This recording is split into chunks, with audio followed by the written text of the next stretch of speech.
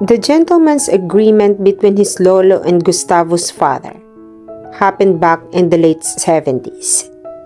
Ang collateral ng utang na iyon ay ang pag-iisang dibdib ng mga anak ng susunod na henerasyon ng kapwa-pamilya nila. Iyon ay walang iba, kundi siya at si Faith. Kung walang kasalang magaganap, ay kailangang bayaran ng pamilya ni Gustavo ang pagkakautang nito sa pamilya nila. A huge amount of money was involved here. Pagkatapos tiyaking wala na silang katanungan, ay nagpaalam na sa kanila ang abogado nila.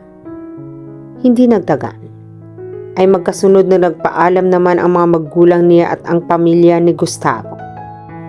Nang siya na lamang ang mag-isa, ang naiwan sa loob ng boardroom ay napaisip siya. How come his father failed to ask him if he was okay with the idea? He must have taken the fact for granted. Kung sa bagay, it was understood that he and Faith would get married someday. Funny. Noon ay wala siyang nadaramang pagtututol sa ideyang iyon. Ngunit ngayon, ultimo dulo ng daliri niya ay nagpoprotesta. He didn't have to wonder why, because he already knew the answer. He didn't want to marry Faith, but what he could do when his back was to the wall. Kailangan niyang isipin kung ano ang makakabuti para sa nakakarami. Nasa mga balikat niya ang obligasyong itinaguyod ng ligado ng pamilya nila. It wasn't just talking about himself and his family. It was bigger than that. There was the entire workforce of the Montenegro group to consider.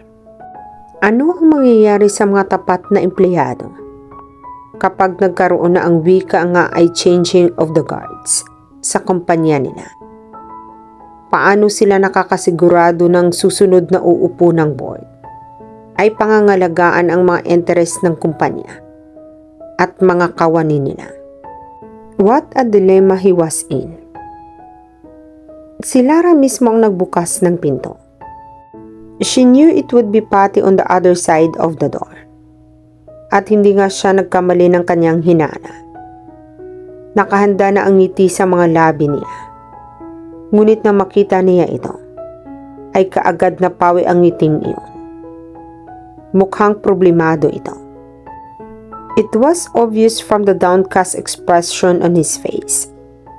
He was bothered about something. What's wrong? Nag-aalalang tanong niya rito. Nagpakawala ito ng buntong hininga. Do you have something strong I can drink? Anito sa halip na tugunin ang tanong niya.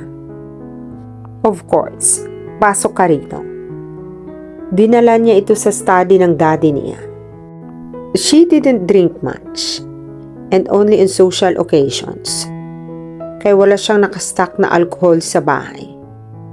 Maliban na lamang sa bote ng scotch na tinitiyak niyang palaging available para sa kanyang ama, kung sakaling pumaroon ito. Inilabas niya ang bote ng alak mula sa estante at kumuha rin ng tumbler. On the rocks? She asked. Yes, please. Pinindot niya ang intercom at nagpakuha ng yelo sa main. Hindi nagtagal, ay dumating na ang kawak si Bitbit ang ice bucket. Salamat. Iwan mo na kami. Aniya.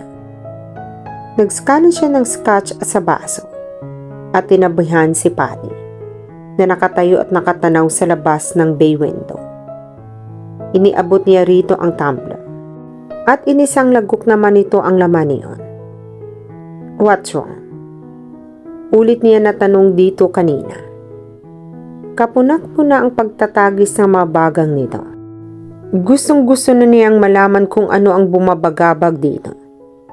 Subalit hindi niya pwedeng pilitin ito kung hindi pa ito handang magkwento. She had to respect his space. Hinagod na lamang niya ang likod nito. It's all right if you don't want to talk about it. When you're ready, I'll be here to listen, aniya. Doon ito bumaling sa kanya. Binigyan siya nito ng isang mapait na ngiti. I don't know what to do.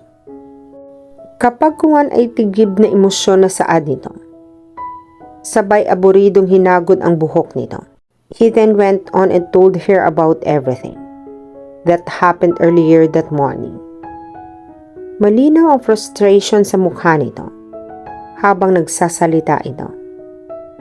Nang mailahad na nito ang tungkol sa mga kondisyones ng lolo nito, ay bigla siyang nanlamig. No, this couldn't be happening. Himitok ng isip niya. Matagal na panahon na siyang nangilag at nagtago sa pag-ibig. At ngayong unti-unti na siyang natututong umaasa. At biglang mangyayari iyon sa kanya. Ano ba talaga ang kasalanan niya sa kapalaran? At tila pinag-iinitan siya niyon. Ang lahat naman ng tao ay may karapatang lumigaya. Bakit tila ipinagkait sa kanyang karapatang iyon? Remember the first time we met? Tanong nito maya-maya. Yes. What about it? How could she forget the first day she met him? It seems like yesterday. Kumain ito sa restaurant niya. At tanda na yung ipinatawag siya nito pagkatapos para purihin ang luto niya. If you recall, I was with someone then. That's her. Si Faye. Siya ang itinakda ng lolo ko para sa akin. Yes, she remembered that girl. Kung pampalubag loob namang maituturing, at least, maganda at mukhang edukada ang mapapangasawa nito.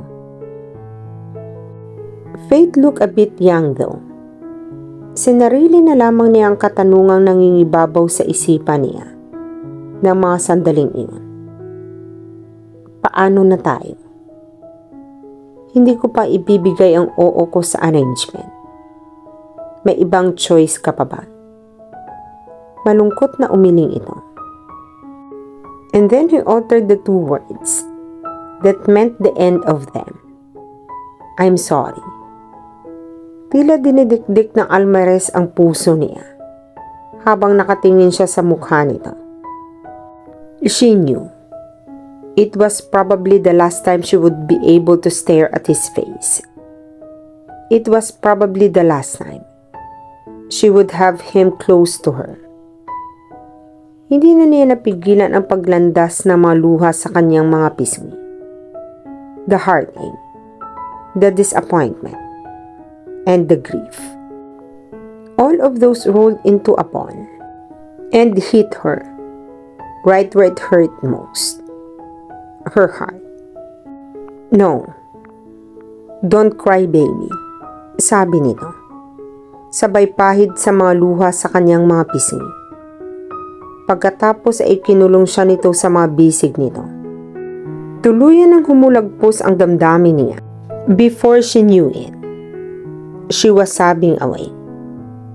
Panay naman ang paghagod nito sa likod niya at pagpapatahan sa kanya.